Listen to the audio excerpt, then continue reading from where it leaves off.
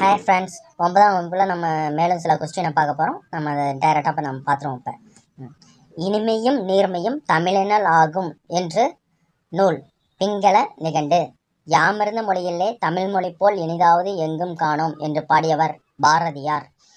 உலக தாய்மொழியினால் பிப்ரவரி 21 தமிழ் ஆட்சி மொழியாக கொண்ட நாடுகள் எவை? இலங்கை, சிங்கப்பூர். குரம் பல்லு என்பது என்ன? இதெல்லாம் சிற்றிலக்கிய வகைகள். அப்புறம் மூன்றினம் என்பது என்ன? துறை, தாளிசை, விருத்தம். சிந்து ஒரு வகை இசைப்பாடல். முன்ன +1 +2 பழைய புக்கில் பார்த்தீங்கன்னா வரின்னு ஒன்று இருக்கும். அந்த வரிக்கு என்ன மீனிங் பார்த்தீங்கன்னா இசைப்பாடல் தான். அடுத்தது முக்குணம். முக்குணம் அப்படின்னு சொல்கிறது சத்துவம், அமைதி, மேன்மை. அடுத்து ராசசம் அப்படின்னா என்னன்னா போர், தீவிரமான செயல்களை குறிக்கும். அடுத்தது பார்க்கலாம். தாமசம் சோம்பல், தாழ்மை. ஊனரசம் அப்படிங்கிறது குறையுடைய சுவை. நவரசம் அப்படிங்கிறது 9 சுவை. வனப்பு அப்படின்னு சொல்கிறது பொருள் அழகு. நாவின் மீது குறையுடைய உணவின் சுவை எத்தனைக்கு மேல் இல்லை? 6. இது இனிப்பு, வளம், துவப்பு இப்படின்னு 6 இது இருக்குது பழைய புக்கில். புது புக்கிலையும் இருக்குது. கொஞ்சம் அதை படிச்சுக்கோங்க அந்த 6 சுவைகளையும். அடுத்து மனிதரால் உண்டாக்கப்பட்ட வண்ணங்கள் எத்தனை அப்படின்னு கேட்டாங்கன்னா 5. அது என்னென்னு பாருங்கள். வெண்மை, செம்மை, கருமை, பொன்மலை, பசுமை. இது எதுக்கு நான் கொடுத்துருக்கேன்னா, நான் கூற்றில் கேட்கலாம். பொறுத்துகளை ஒரு 4 ஆன்சர் கொடுத்து மனிதரால் உருவாக்கப்பட்ட வண்ணங்களில் இதை எது கிடையாது அப்படின்னு கூட கேட்கலாம். அதனால் அதுக்காக இதெல்லாம் கொடுத்துருக்கேன். இது எல்லாத்துக்குமே இதை கொடுத்துட்டு வேறு ஏதாவது கேட்டுட்டா என்ன பண்ணுறது அப்படிங்கிறத எல்லாமே நான் கொடுத்துருக்கேன். அதை கொஞ்சம் படிச்சுக்கோங்க. அடுத்து வானத்தில் வசிக்கும் முற்றும் துறந்த தேவர்கள் கூட எத்தனை குணங்கள் பெற்றுள்ளார்கள்? 3. அவை சத்துவம், ராசசம், தாமசம். இது முன்னே படித்தோம். இது ரொம்ப இம்பார்ட்டன்ட், பார்த்துக்கோங்க. செவிகளுக்கு விருந்தளிக்கும் சுவை அப்படின்னு கேட்டால் 9. அதாவது நம்ம காதல் மூலிமா கேட்குறோம் இல்லையா, அதில் 9 சுவை இருக்குதான். அந்த சுவையை பற்றி சொல்லியிருக்காங்க. அது தமிழை அடையப்பெறாத மற்றையோருக்கு அழியாத அழகு எத்தனை? அழகுங்கிறது 8 இருக்கான். அதை சொல்கிறாங்க பாருங்கள். அம்மை, அழகு, தொன்மை, தோல், விருந்து, இயல்பு, புலன், இலைப்பு. இதெல்லாம் பொறுத்துக்களை கொடுத்து கேட்கலாம். இதில் எது சரியானது எது தவறானதுன்னு கேட்கலாம். கொஞ்சம் பார்த்து படிங்க நல்லா. அடுத்தது தமிழில் 2 அடிகள் கொண்ட எதுகையால் தொடுக்கப்படும் செயல் வகை என்ன அப்படின்னு கேட்டிருக்காங்க. கன்னி. 2 இது பழைய புக்கில் பார்த்தீங்கன்னா எக்கால கன்னி, நந்தீஸ்வர கன்னி. இதெல்லாம் கன்னி 2 அடிகள் கொண்ட இதில் எழுதுறது கன்னி. நம்ம புக்கில் பார்த்தீங்கன்னா தமிழ் விடுத்தூது அப்படிங்கிற ஒரு நூல் பாடல் பாடியிருக்காங்க. அதில் கன்னி அப்படின்னு சொல்லி 2 அடிகள் கொண்ட இதை 2 அடிகள் கொண்டதாக எழுதியிருக்காங்க. அதனால் அது கன்னின்னு சொல்லி சொல்கிறாங்க. அடுத்தது இலக்கண குறிப்பு. முத்திக்கனி. முத்திக்கனி அப்படிங்கிறது உருவகம். தெல்லமுது, பண்பு தொகை. அடுத்தது குற்றமிலா, சிந்தாமணி, ஈறுகட்ட எதிர்மறை பெயரெச்சம்.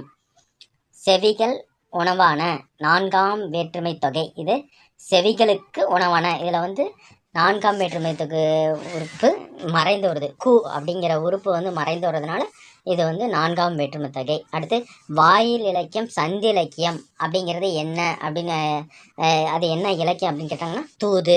அடுத்து தூது இலக்கியம் பாடப்படும் வெண்பா களிவெண்பா. தூது இலக்கியம் களிவெண்பாவில் தான் பாடப்படுறது. அடுத்து தமிழ் விடுத்தூது எத்தனை கன்னிகளை கொண்டது? 268 கன்னிகள்.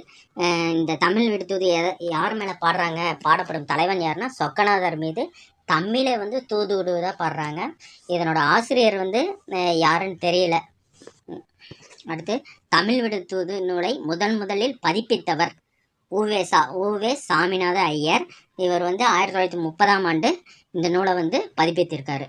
அடுத்து நீதியொலூர் செங்கோலாய் திருக்குறளை தாங்கு தமிழ் நீடு வாழ்க என்று பாடியவர் கவியோகி சுந்தானந்த பாரதியார். இதெல்லாம் ரொம்ப இம்பார்ட்டண்டான கொஸ்டின். அடுத்து சாஃப்ட்வேர் அப்படின்னா தமிழில் மென்பொருள். அடுத்து ப்ரௌசர் அப்படின்னா உளவி. கிராப், அதாவது கிராப் பண்ணுறாங்க இல்லையா, அதை செதுக்கி அப்படின்னு சொல்லி சொல்கிறாங்க. கர்சர் ஏவி அல்லது சுட்டி அப்படின்னு தமிழில் இதனோட பேர். சைபர் ஸ்பேஸ் இணைய வெளி. அடுத்து சர்வர் வையக விரிவு வலை வழங்கி. அடுத்து ஃபோல்டர் உரை. இதில் வரிவுன்னு போட்டிருக்கேன், அது விரிவு வலை. அதை கொஞ்சம் கரெக்ட் பண்ணிக்கோங்க. இது படிக்கிறதுக்கு முன்னாடி இன்னொன்று சொல்லிடுறேன். சில இது இதில் ரெட் கலரில் இருக்கும். ஆன்சர் மாதிரி கொடுத்துருக்கோம் இல்லையா, அது வந்து ரெட் கலரில் இருக்கும், சில வந்து க்ரீன் கலரில் இருக்கும், சில வந்து ப்ளூ கலரில் இருக்கும். இந்த க்ரீன் கலரில் இருக்குன்னா ரொம்ப ரொம்ப இம்பார்ட்டண்ட்டான கொஸ்டின், அதை வந்து ஆழ்ந்து ரொம்ப படிச்சுக்கணும் அப்படிங்கிறது தான் இதனோட இது. ப்ளூ கலரில் இருக்கிறது அதை விட இன்னும் கொஞ்சம் எதாக இருந்தாலும் நல்லா படிச்சுக்கணும். இதில் வந்து ரொம்ப இம்பார்ட்டண்டான கொஸ்டின்ஸ் அப்படின்னு சொன்னால் இந்த க்ரீன் கலரில் இருக்கிறதும் இந்த ப்ளூ கலரில் இருக்கிறதும். இந்த ரெட் கலரில் இருக்கிறது கேட்கலாம், கேட்காம கூட இருக்கலாம், ஆனால் வந்து அதை படிக்கணும் அப்படிங்கிறதுக்காக தான் அந்த இதை நான் பிரித்து கொடுத்துருக்கேன். இந்த க்ரீன் கலரில் இருக்கிறது நிச்சயம் வந்து கொஸ்டின் எடுக்கிறவங்க கண்டிப்பாக இந்த இதெல்லாம் கண்டிப்பாக எடுக்கிறதுக்கு நிறைய சதவீத வாய்ப்பு இருக்குது, அதுதான் அப்படி போட்டிருக்கேன். சரி, அடுத்தது பார்ப்போம். நாவாய், வங்கம், தோணி, களம் போன்ற பல வகையான கடற்கலன்கள் இயக்கப்பட்டதற்கான குறிப்புகள் உள்ள இலக்கியம் அப்படின்னு பார்த்தீங்கன்னா சங்க இலக்கியம். ஃபர்ஸ்ட் பார்த்தீங்கன்னா இந்த வணிகம் செய்தது அதெல்லாம் பார்த்தீங்கன்னா பட்டினம், பாலை, புறநானூறு இதெல்லாம் நிறைய சொல்லியிருப்பாங்க. அதே மாதிரி இதில் வந்து சங்க இலக்கியம் புக்கில் கொடுத்துருக்காங்க. ஓகே, அடுத்து உலகின் தொன்மையான மொழியாகும் செவ்வியல் மொழியாகவும் திகழும் மொழி கிரேக்க மொழி. நிறைய பேர் பார்த்தோம்னா உலகின் தொன்மையான மொழி அப்படின்னு ஒன்று தமிழ் தான் அடிப்போம், ஏன்னா நம்ம அதை தான் படிச்சுட்ருக்கோம் இல்லையா, அதனால் வந்து தமிழ் தான் நம்ம வந்து டிக் பண்ணுவோம். ஸோ நம்ம வந்து நல்லா அதில் படிச்சிக்கணும். இதில் உலகின் தொன்மையான மொழியாகும் செவ்வியல் மொழியாகவும் திகழும் மொழி அப்படின்னு கேட்டாங்கன்னா அது கிரேக்க மொழி தான். அடுத்தது பா என்ற சொல் கிரேக்க மொழியின் தொன்மையான காப்பியத்தில் பாப்பியோனா என்று குறிப்பிடப்பட்டுள்ளது. இலியாத் காப்பியம். இலியாத் காப்பியம் தான் கிரேக்க மொழியின் தொன்மையான காப்பியம் கூட.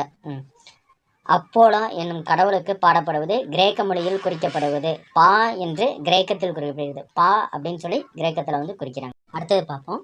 கிரேக்கத்தில் வெண்பா வடிவம் பாடல்கள். வெண்பா வடிவ பாடல்கள் என்னன்னு சொல்கிறாங்கன்னு பார்த்தீங்கன்னா சாப்போ அப்படின்னு சொல்லி சொல்கிறாங்க. கிரேக்கத்திலிருந்து லத்தீன் மொழிக்கு வந்த பின்பு ஆங்கிலத்தில் இன்றும் வழங்கப்படுவது செப்பிக் ஸ்டேன்சா அப்படின்னு சொல்லி சொல்கிறாங்க. கிரேக்கத்திலேருந்து லத்தீன் மொழிக்கு மாறின வாட்டியும் செப்பிக் ஸ்டேன்சா, அந்த சாப்போங்கிறது வந்து செப்பிக் ஸ்டேன்சான்னு மாறிடுச்சோம். அடுத்து வந்து நாவின் சுவைகளில் ஒன்றாக துன்பச் சுவையினை தமிழ் இலக்கணங்கள் இவ்வாறு சுட்டுகின்றன. பாருங்கள், தமிழில் பாருங்கள் இலிவால் அப்படின்னு சொல்லி சொல்கிறாங்க அந்த நாவின் துன்பச் சுவையை. கிரேக்கத்தில் வந்து இலிக்கியா அப்படின்னு சொல்லி சொல்கிறாங்க. இலிக்கியா அப்படின்னு சொல்கிறாங்க. இலியாத் காப்பியத்தின் காலம் கிமு 8ஆம் நூற்றாண்டாம். இலியாத் காப்பியத்தின் காலம் வந்து கிமு 8ஆம் நூற்றாண்டு. இந்த இலியாத் காப்பியம் தான் வந்து கிரேக்க மொழியின் தொன்மையான காப்பியம். நமக்கு தொல்காப்பியம் இருக்கிற மாதிரி அதில் வந்து இலியாத் காப்பியம். இந்நூலின் பெயரிலேயே தமிழ் சொற்கள் இருப்பதாக கூறுகின்றனர். அப்படின்னா எரித்ரேஷியன் ஆஃப் தி பெரிப்ளஸ். எரித்திரை என்பதுதான் அது கடலை சார்ந்த பெரிய புலம். இந்த எரித்ரேயன் ஆஃப் தி பெரிப்ளஸ் அப்படிங்கிற நூலில் தமிழ்ங்கிற சொல் இருக்குதுன்னு சொல்கிறாங்க பார்த்தீங்களா, அது பாருங்கள். எரித்திரை என்பது தான் அதனோட பொருள் வந்து என்னன்னா அது கடலை சார்ந்த பெரிய புலம் அப்படின்னு சொல்லி சொல்கிறாங்க. அடுத்து நீர்நிலைகள் பல்வேறு பெயர்கள். அகழி, ஆழிக்கிணறு, உறைக்கிணறு, அணை, ஏரி, குளம், ஊரணி, கண்மாய், கேணி, இதெல்லாம் நீர்நிலைகள் பல்வேறு பெயர்கள். இதெல்லாம் வந்து பொறுத்துகளை இதில் கொடுத்துட்டு இதில் எதில் தவறானது அப்படின்னு கூட கேட்கலாம், கொஞ்சம் படிங்க. மாமலை போற்றதும் மாமலை போற்றதும் என்று இயற்கையை பாடியவர் இளங்கோவடிகள்.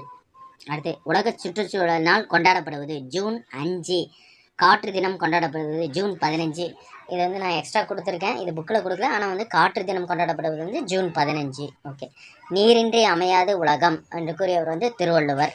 அடுத்தது மழை உழவுக்கு உதவுகிறது, விதைத்த விதை 1000ஆக பெருகிறது, நிலமும் மரமும் உயிர்கள் நோயின்றி வாழ வேண்டும் என்னும் நோக்கில் வளர்கின்றன என்று கூறியவர் மாங்குடி மருதனார். வெரி வெரி இம்பார்ட்டண்டான கொஸ்டின்ஸ், இது கொஞ்சம் கவனமாக படிச்சுக்கோங்க. அடுத்தது பாண்டிய மண்டலத்து நிலப்பகுதியில் ஏரியை இவ்வாறு அழைப்பர். பாண்டிய மண்டலத்து ஏரியை வந்து கண்மாய், கிணற்றுக்கு உறைகிணறு என்றும் பருகு நீருக்கு உள்ள நீர்நிலைக்கு ஊரணின்னு சொல்லி சொல்கிறாங்க. ஏரிக்கு வந்து கண்மாயினும் கிணற்றுக்கு வந்து உறைகிணறுனும் பருகு நீர் உள்ள நீர்நிலைக்கு வந்து ஊரணின்னு சொல்லி சொல்கிறாங்க. இது வெரி இம்பார்ட்டண்டான கொஸ்டின். தமிழக வரலாற்றில் பல நூற்றாண்டுகளுக்கு முன்பு கரிகால் சோழன் காலத்தில் கட்டப்பட்ட அணை கல்லணை. இது எல்லாத்துக்குமே தெரியும், இருந்தாலும் வந்து கொடுத்துருக்கேன். இது ஏன்னா நீளம் 1050 அடி, அகலம் 40 முதல் 60, உயரம் 15 முதல் 18. இது எதுக்கு கேட்டுக்குன்னா கூற்றில் கேட்பான், இந்த மாதிரி வந்து கரிகாலனால் கட்டப்பட்டது, இதனோட நீளம் வந்து இவ்வளோ, இதனோட உயரம் இவ்வளோன்னு வந்து தவறாக கொடுத்துட்டு கூட இதில் கூற்று எது சரி அப்படின்னு கூட கேட்கறதுக்கு வாய்ப்பு இருக்குது, அதனால் அதை கொடுத்துருக்கேன், கொஞ்சம் பார்த்துக்கோங்க. அடுத்தது மணி நீரும் மண்ணும் மலையும் அணிநிழற் காடும் உடையது அரண் அப்படின்னு சொல்லி சொன்னவர் திருவள்ளுவர். இந்த குறளில் என்னத்துக்கு முதலிடம் கொடுத்துருக்காருன்னு பார்த்தீங்கன்னா நீருக்கே முதலிடம் கொடுத்துருக்காரு. இந்த கொஸ்டின் ஏன் கொடுத்துருக்கேன் அப்படின்னு பார்த்தீங்கன்னா சில இதில் வந்து இதை ஒரு திருக்குறள் கொடுத்துட்டு இது எதை காட்டுது இது எதுக்காக பாடியிருக்காங்க, நீருக்காகவா, இந்த மாதிரி கேட்பாங்க. அந்த மாதிரி இதுக்காக வந்து இந்த குறள் வந்து நீருக்காக பாடியிருக்காங்க. நீருக்கே முதலிடம் கொடுத்து இந்த குறளை வந்து பாடியிருக்காரு அவர். அடுத்தது, உணவெனப்படுவது நிலத்தோடு நீரே என்றும் பாடல். சங்கப்பாடல் புறநானூறு. சங்கப்பாடல்னு கொடுக்கலாம், புறநானூறு கூட கொடுக்கலாம். இதில் புறநானூறு தான் கரெக்டு. சங்கப்பாடல் ப்ராக்கெட்டில் புறநானூறுன்னு போட்டுக்கோங்க. ஓகே. அடுத்தது, இந்திய நீர்ப்பாசனத்தின் தந்தை என்று அழைக்கப்படுவர் வந்து சர் ஆர்தர் காட்டன். இவர் வந்து பொறுப்பாளராக வந்து நியமித்தாங்க. இவர் தான் வந்து இந்திய நீர்ப்பாசனத்தின் தந்தை. கிராண்ட் அணைக்கட்டு என்று அழைக்கப்படுவது என்னன்னு கேட்டிங்கன்னா கல்லணை. கல்லணை தான் வந்து கிராண்ட் அணைக்கட்டு அப்படின்னு சொல்கிறாங்க. கல்லணையின் கட்டுமான உத்தியை கொண்டு கட்டப்பட்ட அணை அப்படிங்கிறது வந்து இன்னொரு அணை கட்டியிருக்காங்க. அந்த அணை என்னம்னா தௌலீஸ்வரம் அணை. கோதாவரி ஆற்றின் குறுக்கே 1873ஆம் ஆண்டு கட்டப்பட்டது தான் இந்த தௌலீஸ்வரம் அணை. இது கல்லணைங்கிறத நான் சிம்பிளாக சொல்கிறேன், புக்கில் கொடுத்துருக்காங்க. ஒரு இடத்துல வந்து அணை கட்டுறதுக்காக ஃபஸ்ட்டு கல்லெல்லாம் போடுவாங்களாம். அந்த கல்லெல்லாம் போட்டு ஃபஸ்ட்டு போட்டு விட்ருவாங்க. அப்புறம் அந்த நீர்னால் அரித்து மறுபடியும் அந்த கல்லெலாம் உள்ளே போயிடும். மறுபடியும் வந்து கல்லெல்லாம் போட்டு ஒரு வித களிமண்ணால் அப்போ சிமெண்ட் மாதிரி அந்த களிமண்ணால் பூசி அந்த மாதிரி தான் வந்து அந்த கல்லணையை வந்து கட்டியிருக்காங்க. எவ்வளோ பெரிய டெக்னாலஜி அப்போலாம்.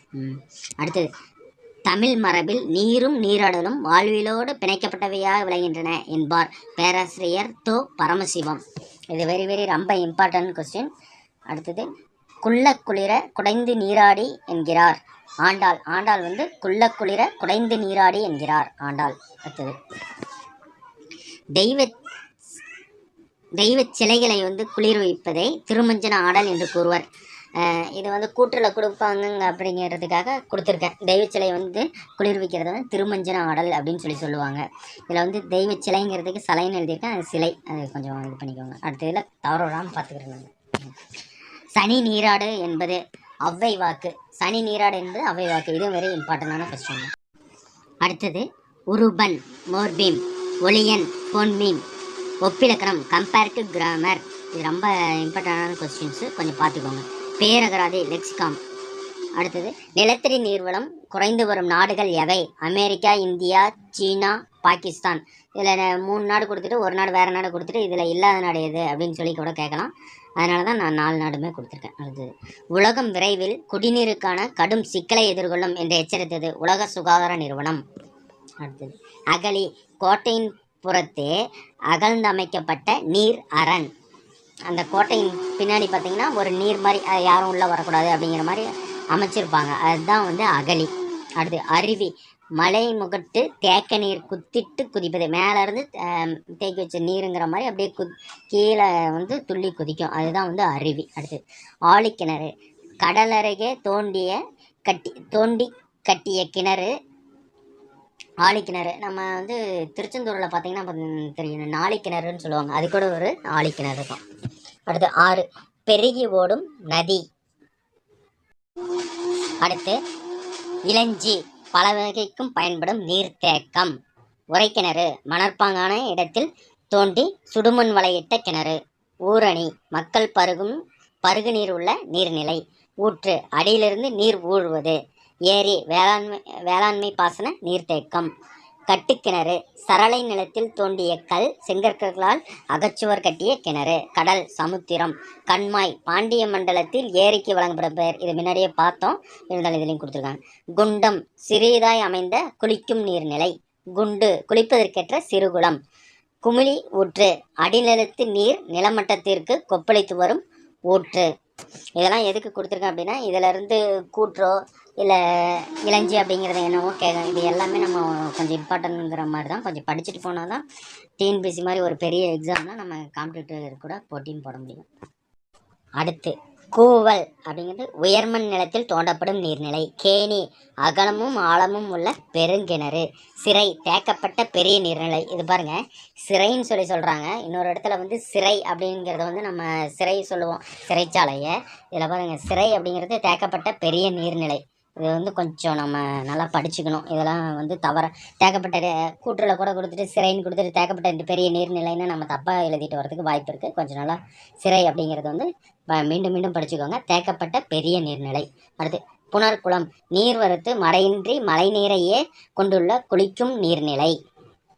அடுத்து, பூட்டை கிணறு, கமலை நீர் பாய்ச்சும் அமைப்புள்ள கிணறு. ஓகே ஃப்ரெண்ட்ஸ், நல்லா படிச்சுக்கோங்க. தொடர்ந்து படிங்க. நானும் தொடர்ந்து வீடியோஸ் அப்லோட் பண்ணிகிட்டே இருப்பேன்.